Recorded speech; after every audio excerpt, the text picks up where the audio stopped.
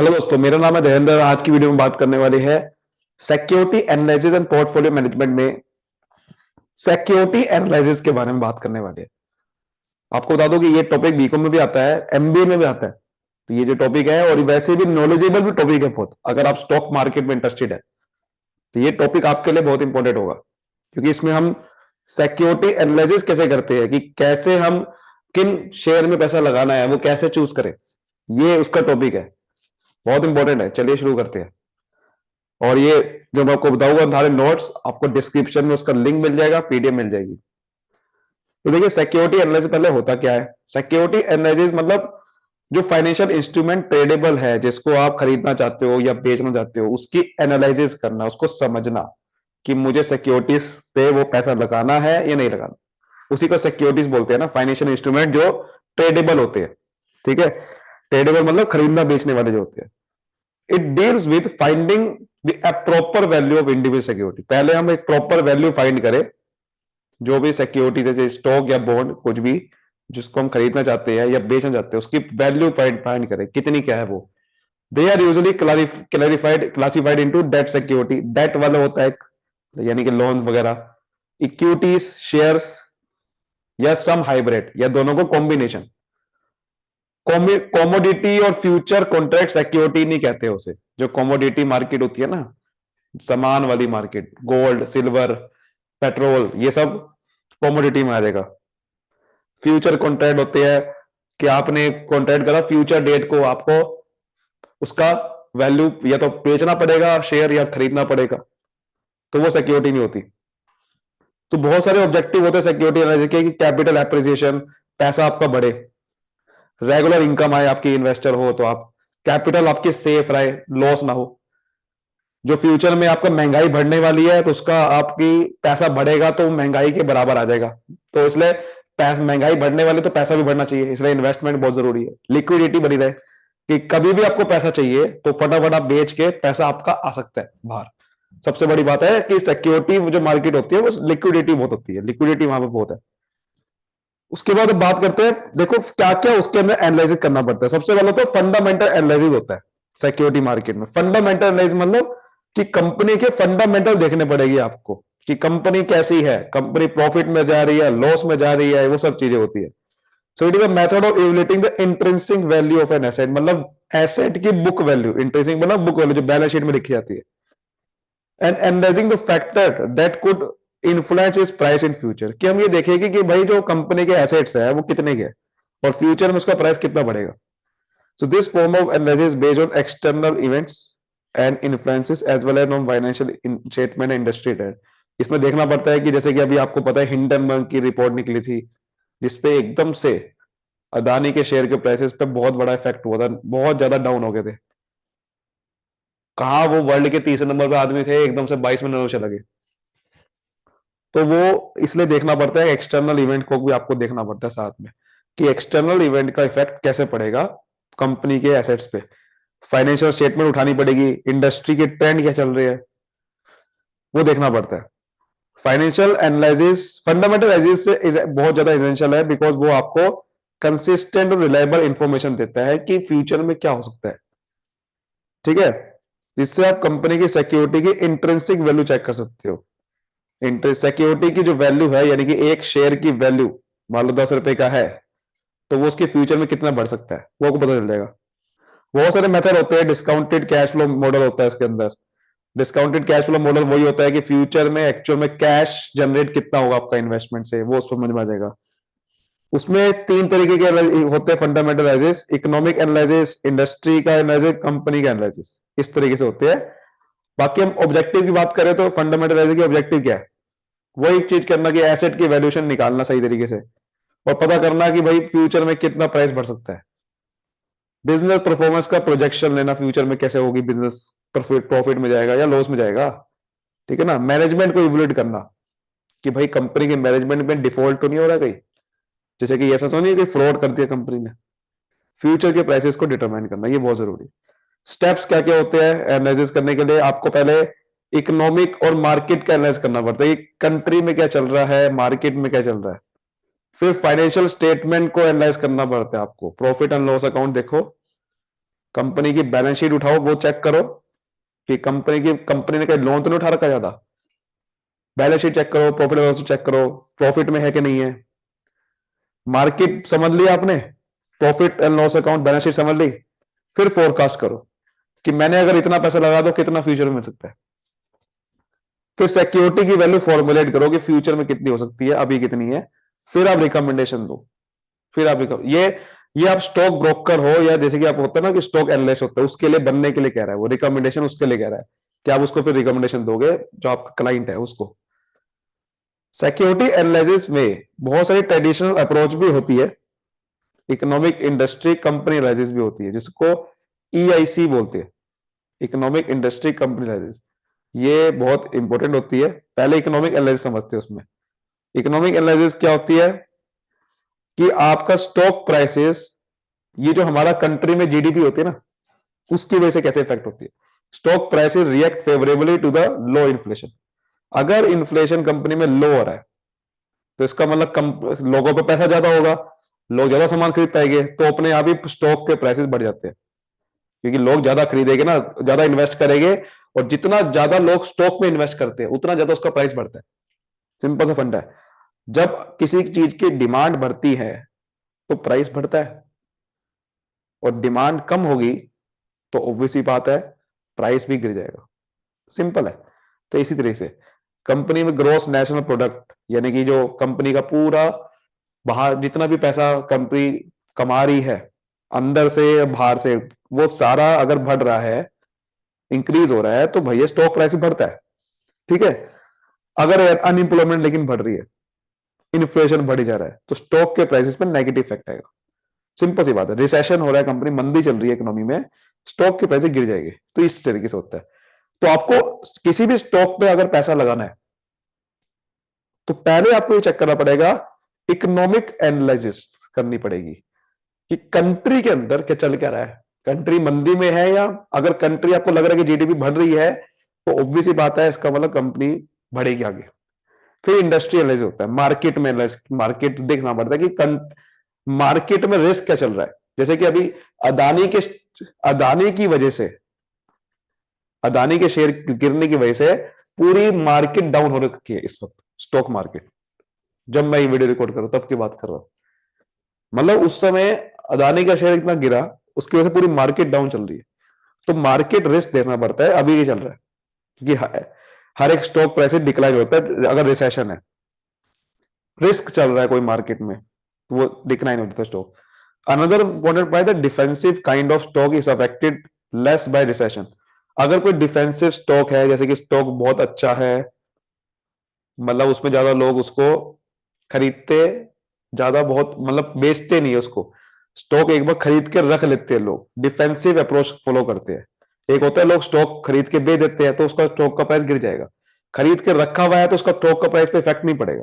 तो वही वो कह रहे हैं, रिसेशन में उसका फिर इफेक्ट नहीं पड़ता ऐसे वाले स्टॉक को। So such industry are highlighted that can stand in front of adverse economic. अगर इकोनॉमिक कंडीशन ऑफ एडवर्स भी है लेकिन ऐसे स्टॉक पे हमने इन्वेस्ट कर दिया जिसका प्राइस ज्यादा गिरता नहीं, वो बढ़िया होता है। जैसे 1980 में माइकल पोर्टर ने एक स्टैंडर्ड अप्रोच फॉलो करी इंडस्ट्री एनालिसिस में, which is refer to competitive analysis framework. इसको समझते क्या है, जैसे कि थ्रेट्स टू न्यू एंट्रेंट्स। अगर आपको देखना पड़ता है कि कई नए एंट्रेंट तो नहीं आ रहे, उसका थ्रेट आपको देखना पड़ेगा कि करंट कॉम्पिटिटर और न्यू कॉम्पिटिटर का एंट्री इंडस्ट्री हो जाती है जब, तो इन certain it is quite difficult for a new company to compete successfully. कभी कभार कंपनी में कुछ नए कॉम्पिटिटर आ जाते हैं तो वहां पर दिक्कत हो जाती है, तो वहां पर कंपनी का शेयर का प्राइस गिरने के चांसेस ज्यादा है। ठीक है। प्रॉफिट कम आता है ना कंपनी में, क्योंकि कंपनी भैया कॉम्पीट करेगी, प्रॉफिट कंपनी की रिड्यूस हो जाएगी, प्राइस घटाना पड़ेगा ना, वो प्राइस घटाएगी कंपनी की रिड्यूस हो जाएगी, अर्निंग रिड्यूस हो जाएगी। तो सब्सटीट्यूट जब मार्केट में आ जाते हैं ना कि चलो भाई मैगी नहीं है तो yippee खा लेते हैं, वो नहीं है तो वो खा लेते हैं, तो दिक्कत आ जाती है। इंडस्ट्रियल एनालिसिस में आपको ये भी चेक करना पड़ता है बार्गेनिंग पावर बायर की, कि बायर जो है वो क्या ज्यादा ज्यादा डिस्काउंट मांग रहे हैं, वो दिक्कत आती है। Which can decrease large percentage of sales. Profit margin उसकी वजह से लोअर होते हैं अगर बार्गेनिंग ज्यादा करते हैं आपकी इंडस्ट्री में। जैसे कार की इंडस्ट्री है, वहां तो कोई दिक्कत ही नहीं है, बार्गेनिंग लोग कम करते हैं वहां, लेकिन बार्गेनिंग समझनी पड़ेगी कितनी ज्यादा करते हैं। ठीक है। तो उसके प्रॉफिटेबिलिटी फर्क पड़ता है, तो आपके शेयर पे फर्क पड़ेगा, प्रॉफिट कम होगा शेयर कम होगा। कंपनी एनालिसिस क्या होता है, जिसमें आप कंपनी के एनालाइज करते हो, सिक्योरिटीज को एनालाइज करते हो, कंपनी की प्रोफाइल को समझते हो, कंपनी क्या है, किसने बनाई, फाउंडर कैसा है उसका, प्रोडक्ट सर्विस क्या बेचती है। बहुत इंपॉर्टेंट है ये। कंपनी का फाउंडर सही नहीं है तो पूरी कंपनी को बर्बाद कर सकता है वो। इसलिए ये बहुत जरूरी समझना, फंडामेंटल एनालिसिस में कंपनी को समझना जरूरी है। So company analysis refer to security analysis in which stock picking activity is done. Security को एनालाइज करते हो आप कंपनी के और देखते हो कि स्टॉक खरीदने के नहीं खरीदना। उसमें दो तरीके की अप्रोच होती है, value approach to investing, growth approach. ठीक है, वैल्यू अप्रोच टू इन्वेस्टिंग और ग्रोथ अप्रोच। अब देखो होता क्या है, ये वैल्यू अप्रोच में आपको यही समझते हो कि वैल्यू क्या चल रही है, जैसे कि इंट्रिंसिक वैल्यू इस वक्त क्या चल रही है कंपनी की, शेयर की वैल्यू क्या है, सिंपल। एक होता है कि फ्यूचर में ग्रोथ कितनी हो सकती है उस शेयर की, वो देखना पड़ता है। उसमें कई सारे फॉर्मूले होते हैं, आपको वही सारे sales, profit margin, tax rate, depreciation, ये सारी चीजों को देखना पड़ता है। कॉमन मेथड होता है प्राइस टू अर्निंग रेशियो। मतलब प्राइस टू अर्निंग सिंपल सा मतलब है कि अभी आपका प्राइस क्या चल रहा है और वो कितने अर्निंग करके देगा आपको। Earning price to earning ratio. अभी मान लो चल रहा है 10 रुपए का एक शेयर है, अगर उस पर 1 रुपए का गेन, 10 रुपए पे आपका 1 रुपए आपको कंपनी डिविडेंड देती है, तो इसका मतलब 1% आपका प्राइस टू अर्निंग रेशियो होगी। इसे बोलते हैं कि आप एक शेयर पे कितना अर्न करोगे, डिविडेंड उसका है। कंपनी डिविडेंड कितना बांटती है एक शेयर पे, उसे बोलते हैं प्राइस टू अर्निंग रेशियो। ठीक है, तो वो ज्यादातर देखा जाता है। So price to earning by dividing stock value per share by its earning per share, है ना। स्टॉक वैल्यू को डिवाइड करते हो अर्निंग पर शेयर से, ईपीएस जिसे बोलते हैं। एक शेयर पे आप कितना अर्न करते हो वो डिविडेंड होता है, स्टॉक वैल्यू से इसको डिवाइड कर दो। ठीक है, वो आ जाएगा आपका। तो इन्वेस्टर बहुत ज्यादा कंपेयर करते हैं। और भी होते हैं रेफरेंस प्राइस, जैसे कि प्राइस टू अर्निंग रेशियो बता दिया। पीईजी भी होता है, प्रॉफिट अर्निंग ग्रोथ वाला, कि फ्यूचर में ग्रोथ कितनी होगी एक शेयर पे। Price to book ratio, book का प्राइस क्या चल रहा है। डिविडेंड यील्ड मेथड होता है, ये भी कई सारे मेथड है। डिविडेंड पे आउट रेशियो है, रिटर्न ऑन इन्वेस्टमेंट है, रिटर्न ऑन इक्विटी है, प्रॉफिट मार्जिन है। अब इसके ऊपर कई सारे क्लासेस हो सकती है, अगर एक एक करके रेशियो की बात करें तो। टेक्निकल एनालिसिस भी आप कर सकते हो। टेक्निकल एनालिसिस क्या होता है, आप कोई कंपनी के बारे में नहीं समझोगे, आप सिर्फ क्या करोगे, चार्ट को समझोगे। जो चार्ट्स आते हैं ना, वीकली मंथली चार्ट को देख के 1 मिनट लगेगा सिर्फ आपको, आप फटाफट समझ लोगे कंपनी में इन्वेस्ट करूं कि ना करूं। ये होता है टेक्निकल एनालिसिस, सबसे आसान। चार्ल्स डो ने भी पहला इंट्रोड्यूस करा था इसके बारे में, मॉडर्न टेक्निकल एनालिसिस का फादर बोलते हैं चार्ल्स डो को। कोर प्रिंसिपल ये है कि मार्केट प्राइस रिफ्लेक्ट करता है सारी रेलिवेंट इंफॉर्मेशन, पूरी मार्केट के बारे में बता देगा।